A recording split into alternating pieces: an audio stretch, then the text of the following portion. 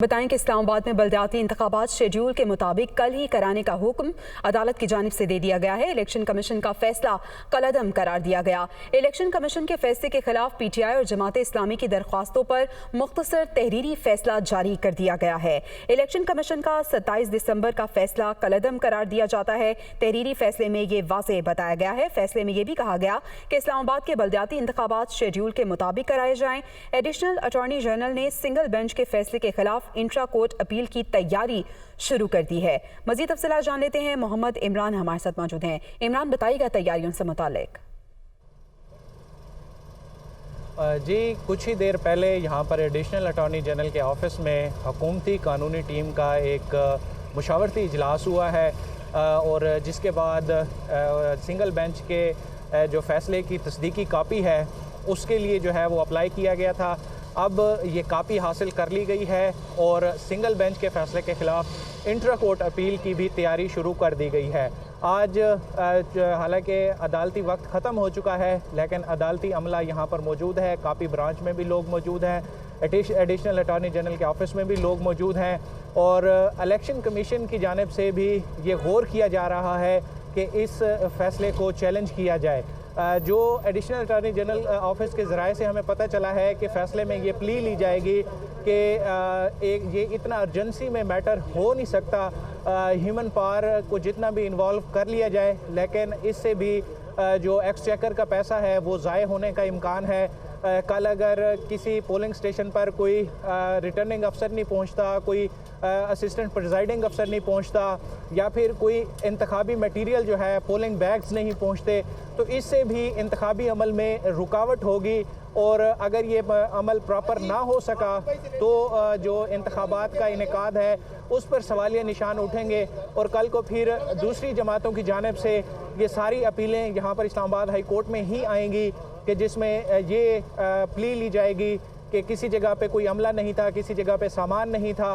तो जो इंतखाबी बेज़ाब्तगियाँ हैं उससे बचने के लिए इंतखाबात के हवाले से जो है जो सिंगल बेंच का फ़ैसला है उसको कलअदम करार देने की इस्तदा की जाएगी। इस हवाले से अभी एडिशनल अटॉर्नी जनरल के ऑफिस में मामलात चल रहे हैं। जो ड्राफ्ट है उसको फाइनलाइज़ किया जाएगा जिसके बाद ये वज़ारत कानून को भिजवाया जाएगा। वहाँ से अप्रूवल के बाद इसको जो है वो इस्लामाबाद हाई कोर्ट में फ़ाइल किया जाएगा। यहाँ पर आपको ये भी बताऊँ कि इस्लामाबाद हाई कोर्ट में इस वक्त जो है वो मौसम सरमा की छुट्टियाँ चल रही हैं तो लिमिटेड बेंच जो है वो अवेलेबल होते हैं। आज यहाँ पर इस्लामाबाद हाई कोर्ट में चूंकि जो चीफ जस्टिस हैं आमिर फारूक वो ठीक है। इमरान, जिस तरह से आप बता रहे हैं कि फैसला तो आ गया लेकिन अहम सवाल अब ये है कि चंद घंटे हैं, इतने शॉर्ट नोटिस पर इंतखाबात कैसे कराए जाएं। अहम इजलास भी हो रहा है डीजी लॉ की सरबराही में और इजलास में हाई कोर्ट फैसले के खिलाफ इंट्रा कोर्ट अपील पर भी गौर किया जा रहा है। इससे मुतालिक भी बताइएगा। जी, इलेक्शन कमीशन और एडिशनल अटॉर्नी जनरल ऑफिस जो यहाँ पर इस्लामाबाद हाई कोर्ट में है वो इस वक्त आपस में कोऑर्डिनेशन में है और ज़राए का ये बताना है कि इलेक्शन कमीशन हुकाम भी इस फैसले को चैलेंज करने पर गौर कर रहे हैं और वहाँ पर भी यही सवालात उठाए गए हैं कि इतनी अर्जेंसी में काम मुश्किल है, पॉसिबल नहीं होगा। तो इसलिए वहाँ पर भी एक दरख्वास्त की तैयारी पर गौर शुरू कर दिया गया है और दोनों ऑफिसेज यहाँ पर एडिशनल अटॉर्नी जनरल का ऑफिस और इलेक्शन कमीशन के जो कानूनी टीम है वो इस वक्त कोऑर्डिनेट कर रहे हैं आपस में। शायद थोड़ी ही देर बाद जो है वो यहाँ पर कोई इस तरह की पेशरफ्त हमें देखने में आए लेकिन एडिशनल अटॉर्नी जनरल के ऑफिस से जो भी ड्राफ्ट तैयार होगा वो पहले वजारत कानून जाएगा, वहाँ से जो है वो अप्रूवल होगा, उसके बाद यहाँ पर इस्लामाबाद हाई कोर्ट में उसको दायर किया जाएगा। इलेक्शन कमीशन चूँकि एक इंडिपेंडेंट बॉडी है, इलेक्शन कमीशन ने अपना मामला देखना है। यहाँ पर जब समाअत भी हुई तो डीजी लॉ और सेक्रेटरी इलेक्शन कमीशन चूँकि यहाँ पर मौजूद थे और उनकी जानिब से बार बार अदालत को ये कंसेंट शो किया गया कि वो इलेक्शन करा सकते हैं लेकिन उनकी जानिब से जो कम से कम टाइम फ्रेम दिया गया, एक तो ये बताया गया कि 2 दिन पहले प्रिजाइडिंग अमला और जो पोलिंग का मटेरियल होता है वो पोलिंग स्टेशंस पे पहुंचाना होता है और फिर उन्होंने 7 से 10 दिन का भी कहा लेकिन जब अदालत का फैसला आया तो अदालत ने कल ही इलेक्शन कराने का जो है वो हुक्म दिया। ये सारा फैसला जो है वो खुद तहरीक इंसाफ के रहनुमाओं के लिए भी एक थोड़ा सा हैरानकुन था। वो चाहते तो थे कि इलेक्शन हो, लेकिन वो फौरी तौर पर इस तरह का फैसला आ जाना, जितने भी यहाँ पर उम्मीदवार आए हुए थे इवन के PTI के या जमात इस्लामी के, तो वो भी अपने जो उनकी टीम है उनको फ़ोन कॉल्स पे ये बता रहे थे कि कल ही इलेक्शन है तो जल्दी से फौरी तैयारियां करना शुरू करें। तो इसी तरह से इलेक्शन कमीशन जो है वो उसके लिए अब ये एक चैलेंज बन चुका है कि कल चंद ही घंटों बाद वो ये सारी मैनेजमेंट कैसे करे, इस सारे सिस्टम को कैसे अरेंज करके कल ही पोलिंग का इनेकाद यकीनी बनाए। इसीलिए जो है वो एक बार फिर से अदालत से रुजू करने का फैसला किया गया है। और जो आप बता रहे हैं कि अदालत से रुजू करने से पहले अब जो इजलास चल रहा है, लॉ विंग और दीगर मुतल्लिका विंग्स के अफसरान भी इसमें मौजूद हैं और पहले ये वजारत कानून जाएगा और उसके बाद आगे प्रोसीड होगा, तो इसमें कितना वक्त दरकार होगा? जी देखें, अभी अदालत का जो अमला है वो यहाँ पर मौजूद है और शायद ये तब तक मौजूद रहेगा जब तक कोई फ़ाइनल फ़ैसला नहीं हो जाता, क्योंकि एडिशनल अटॉर्नी जनरल के ऑफिस की तरफ से इस्लामाबाद हाई कोर्ट के जो कॉपी ब्रांच है, जो जहाँ पे ये सबमिशन होती हैं, जहाँ पे पिटिशंस फाइल होती हैं, उसको आगाह कर दिया गया है कि हम ये इस प्रोसेस में हैं और आज हमने ये अपील फाइल करनी है। तो इसलिए यहाँ पर अदालती अमला मौजूद है। और एक बार फिर से यहाँ पर मैं जो है वो याद करना चाहूँगा कि जब चीफ जस्टिस यहाँ पर अतर मिनल्ला थे तो उस वक्त कई दफ़ा हमने देखा है कि अदालतें रात के औकात में खुली हैं, 12:30 बजे भी यहाँ पर अदालत लगी है और देर तक जो है वो फैसले भी जारी हुए हैं। तो शायद आज भी उसी तरह का कोई अमल दोहराया जाएगा और अभी तक चूँकि अमला भी मौजूद है और एडिशनल अटॉर्नी जनरल ऑफिस के लोग जो हैं वो भी काम कर रहे हैं और इलेक्शन कमीशन में भी इजलास जारी है और वो भी इंट्रा कोर्ट अपील में आना चाहते हैं। तो ये यहाँ पर पूरे कोर्ट रिपोर्टर्स जो हैं वो भी यहाँ पर मौजूद हैं। तो अभी जैसे जैसे चीज़ें पेशरफ्त हो रही है वो हम आवाम को आगाह कर रहे हैं। अभी थोड़ी देर पहले एडिशनल अटॉर्नी गलत नहीं होगा कि वक्त कम और मुकाबला सख्त है। बहुत शुक्रिया, आप हमें तफसीलन अपडेट कर रहे थे। अभी आपको बताएं कि डीजी लॉ इलेक्शन कमीशन की सरबराही में होने वाला इजलास खत्म हो चुका है। इलेक्शन कमीशन हुकाम ने अटॉर्नी जनरल से मुशावरत का फैसला किया है। इलेक्शन कमीशन का वफ्द अटॉर्नी जनरल से मुलाकात के लिए भी रवाना हो चुका है और इस मुलाकात के बाद इस्लामाबाद के बल्दियाती इंतखाबात पर कोई भी खत्मी फैसला किया जाएगा। और इस्लामाबाद में बल्दियाती इंतखाबात कल नहीं करा सकते, इलेक्शन कमीशन का ये फैसला सामने आया है। इसी पे बात कर लेते हैं, हमारे साथ मौजूद हैं वकार सैयद। वकार, बताइएगा, इजलास खत्म हो गया है और अब इलेक्शन कमीशन काम का अटॉर्नी जनरल से मुशावरत का फैसला सामने आ चुका है। जी बिल्कुल, जैसे ही इस्लामाबाद हाई कोर्ट का फैसला है उसके बाद इलेक्शन कमीशन का जो इजलास था डीजी लॉ की ज़ेर सदारत फिल फोर जो है वो शुरू हुआ, जिसमें मुतलका विंग के हकाम भी शरीक थे, जिनकी जानिब से इस बात पर ब्रीफिंग दी गई कि जो पोलिंग का अमला है वो बेशतर जो है वो स्कूल असातिज़ा और उस जो गवर्नमेंट डिपार्टमेंट के डिफरेंट लोग होते हैं, डिफरेंट जो डिपार्टमेंट्स के लोग होते हैं उन पर मुश्तमिल होता है। चूँकि इलेक्शन कमीशन ने डी नोटिफाई कर दिया था और जो शेड्यूल जारी था उसको मुअत्तल किया था, जिसके बाद वो जो असातिज़ा थे, जो पोलिंग का अमला था, यानी उनको आज़ाद कर दिया गया था। जिसके बाद जो असातिज़ा थे या दीगर जो स्टाफ था वो छुट्टियों, कुछ हफ्तावार छुट्टी के सिलसिले में जो है वो शहर से बाहर हैं, जबकि ज़्यादातर जो है वो मौसम सरमा की तातीलात के बायस जो अपने देहात में, अपने गाँव जो है वो जा चुके हैं। जबकि जो डीजी लॉ की ज़ेर सदारत जो इजलास हुआ इससे मुतल्लिक हमारे जो इलेक्शन कमीशन के आला तरीन हुक्काम है उनसे भी बातचीत हुई। उनकी जानिब से भी कहा गया कि चंद घंटे देना कि इलेक्शन का इनेकाद जो है वो कराया जाए ये नामुमकिन है। उसकी वजह यह है कि बाकी तैयारियां तो मुकम्मल है, लेकिन जो पोलिंग का अमला है और इसके अलावा जो पोलिंग सामान की जो तरसील है ये इतने कम टाइम में जो है उसको कराना जो है वो नामुमकिन है। इस ज़मन में जो इलेक्शन कमीशन है उनकी जानिब से ये फैसला किया गया है, जो ज़राए हमें बता रहे हैं कि ये इंट्रा कोर्ट अपील में जाएंगे, लेकिन उससे कबल जो अटॉर्नी जनरल है उनसे मुशावरत का भी फैसला किया गया। और इस वक्त जो डीजी लॉ की सरबराही में जो इलेक्शन कमीशन के जो लीगल टीम है और इसके अलावा जो डिस्ट्रिक्ट इलेक्शन कमिश्नर है इस्लामाबाद के, वो इलेक्शन कमीशन से रवाना हो चुके हैं और हतमी मुशावरत जो है वो अटॉर्नी जनरल ऑफ पाकिस्तान के साथ की जाएगी। जिसके बाद ज़राए का ये कहना है कि बाकायदा तौर पर इंट्रा कोर्ट जो है वो एक अपील जो है वो दायर की जाएगी। अगर हम यूँ कहें कि इस वक्त इलेक्शन कमीशन की जो तमाम तर तवानाइयाँ हैं वो इलेक्शन कल इनेकाद कराने के बजाय वो इस बात पर है कि किसी भी तरीके से उनको 2-4 दिन का जो है वो रिलीफ दिया जाए ताकि वो अपनी तमाम तर। अच्छा वकार, लेटेस्ट अपडेट ये है कि इलेक्शन कमीशन की जानिब से फैसला हो चुका है, इंट्रा कोर्ट अपील दायर करने का फैसला कर लिया गया है इलेक्शन कमीशन की जानिब से। इस हवाले से भी अपडेट कीजिएगा। जी बिल्कुल, इलेक्शन कमीशन की जानिब से जो है ये फैसला किया गया कि इसके खिलाफ अपील में जाया जाए, क्योंकि सुबह 8 बजे जो है ये पोलिंग जारी हो जो है वो शुरू होनी थी, लेकिन जो इंतखाबी ज़ाब्ता अखलाक है उसके मुताबिक आज शाम तक जो पोलिंग का जितना भी सामान था वो ये मुतलका पोलिंग स्टेशन पर पहुंच जाना चाहिए था। इसके अलावा कुछ पोलिंग स्टेशन ऐसे भी हैं जो सेंसिटिव होते हैं, हसास पोलिंग स्टेशन होते हैं, वहाँ पर जो है ज़िला इंतज़ामिया की मदद से CCTV कैमराज जो है वो भी इंस्टॉल किए जाते हैं और इसके अलावा जो दीगर सिक्योरिटी के इंतजाम भी करने होते हैं। लेकिन इस वक्त इलेक्शन कमीशन की जो तैयारियां हैं वो बिल्कुल सिफर पर है, लिहाजा इलेक्शन कमीशन ने यह फैसला किया कि वो अदालत से भी इंटरम जो रिलीफ है उसकी जो है वो इस्तदा करेंगे और ये कोशिश होगी कि किसी भी तरीके से इलेक्शन कमीशन से इतना वक्त लिया जाए कि वो इंतखाबात के इनेकाद के लिए उनको 2-4 रोज दिए जाए ताकि वो तमाम तर ये तैयारियां जो मुकम्मल कर सके।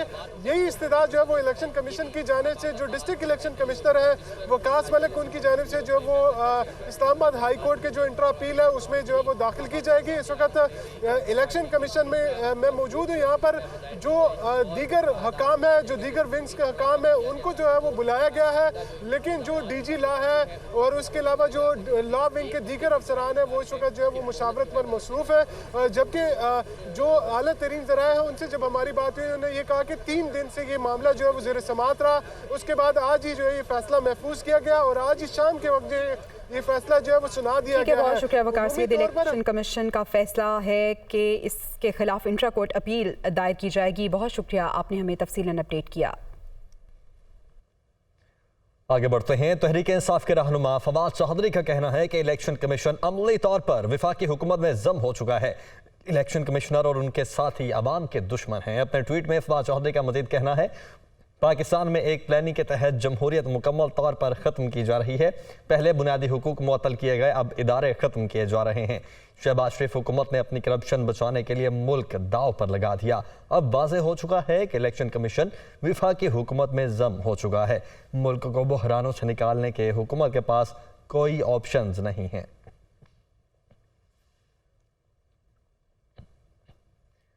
वज़ीर-ए-आज़म शहबाज शरीफ की ज़ेर सदारत कौमी सलामती कमेटी का इजलास हुआ। इजलास में फैसला किया गया है कि कौमी मफादात पर कोई आंच नहीं आने दी जाएगी। किसी को कौमी सलामती के कलीदी तसव्वुर को नुकसान पहुंचाने की इजाज़त भी नहीं दी जाएगी। इस्लामाबाद से जावेद हुसैन की रिपोर्ट देखिए। वज़ीर-ए-आज़म शहबाज शरीफ की ज़ेर सदारत कौमी सलामती कमेटी का अहम इजलास, मुसल्लह अफवाज, हसास इदारों के सरबराहान और विफाकी वज़रा की शिरकत। पाकिस्तान को ललकारने वालों को पूरी कुव्वत से जवाब देने का अज़्म। इजलास के अलामिया के मुताबिक इजलास में मुल्की मईशत और अमनो अमान की सूरत हाल का तफसीली जायजा लिया गया। वज़ीर खजाना इसहाक डार ने मुआशी सूरत हाल और हुकूमती इक़दाम से आगाह किया। इंटेलिजेंस इदारों ने भी मुल्क में अमनो अमान की मजमूई सूरत हाल पर ब्रीफिंग दी और दहशत गर्दी की हालिया लहर के अवामिल और उनके सद्देबाब के लिए इक़दाम से आगाह किया। वज़ीर ममलिकत बराए खारजा हिना रबानी खर ने अफगानिस्तान की सूरत हाल पर इजलास को ब्रीफिंग दी और अफगानिस्तान की अबूरी हुकूमत से होने वाले राब्तों से आगाह किया। कौमी सलामती कमेटी ने 2 टोक अंदाज में कहा कि कौमी मफादात पर कोई आंच नहीं आने दी जाएगी और न ही किसी को कौमी सलामती के कलीदी तसव्वुर को नुकसान पहुंचाने की इजाजत दी जाएगी। पाकिस्तान की सलामती और मफादात का बहादुरी, मुस्तकिल मिजाजी और साबित कदमी से तहफ़्फ़ुज़ किया जाएगा। दहशतगर्द पाकिस्तान के दुश्मन हैं और पूरी कौम दहशतगर्दों के खिलाफ एक बयानिए पर मुत्तहिद है। कभी आपको बताएं कि सिंध के वज़ीर इत्तलात शर्जील मेमन का कहना है कि सिंध में किसी के साथ नारवा सलूक नहीं किया जाता। सोशल मीडिया से सूबे की जेलों से मुतालिक गलत खबरें फैलाई गई। हुकूमत इमा पर कोई भी शख्स जेल में कैद नहीं। वो कराची में प्रेस कॉन्फ्रेंस कर रहे थे। तस्वीर दिखाई गई कि जी सिंध की जेल की है। पहले सोशल मीडिया पे वो तस्वीर आई और वो कहा गया कि जी ये लांडी जेल की है। सिंध के किसी भी जेल की ये तस्वीर नहीं है। सिंध में कोई इस तरीके से खुदा न खास्ता का सलूक जो है वो किसी के साथ नहीं किया जाता। महंगाई का मुल्क में एक डेफिनेटली तूफान है, दुनिया भर में महंगाई। इन क्राइसिस के सूरत हाल के बावजूद अरबों रुपए की सब्सिडी देकर, और सब्सिडी हुकूमत ने भरी है जो कि अवाम को डायरेक्ट मिल रही है। अफगान कैदी बच्चों की तस्वीर ने हलचल मचा दी। जेल हुकाम कहते हैं कि हमारे पास कमसिन गैर मुल्की कैद हैं, लेकिन इनके साथ तस्वीर वाला सलूक नहीं किया जाता। देखते हैं लियाकत राना की रिपोर्ट।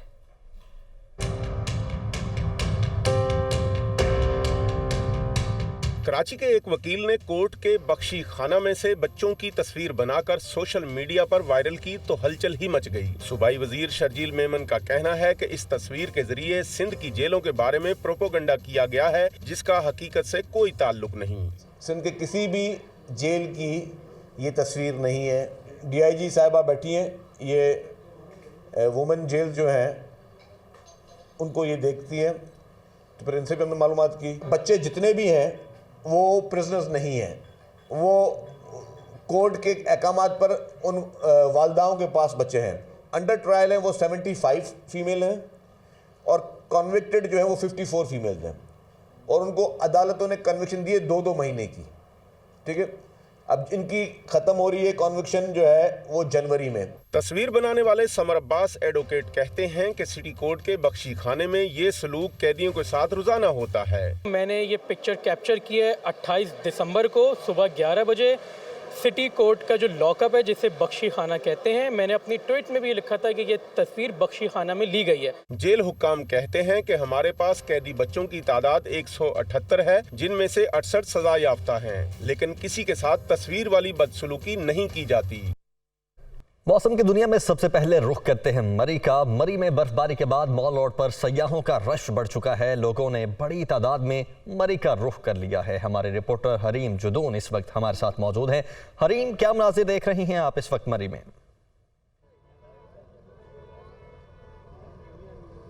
जी बिल्कुल, इस वक्त मैं मरी के मुकाम मॉल रोड पे मौजूद हूँ, जहाँ पे सुबह की निस्बत हमें ज़्यादा रश इस वक्त देखने को नज़र आ रहा है। शहरी इस वक्त मॉल रोड पर निकल आए हैं, मॉल रोड पर वॉक कर रहे हैं। कुछ लोग समोसे खा रहे हैं, कुछ पकोड़े, कोई चाय पी रहा है तो कोई आइसक्रीम खा रहा है।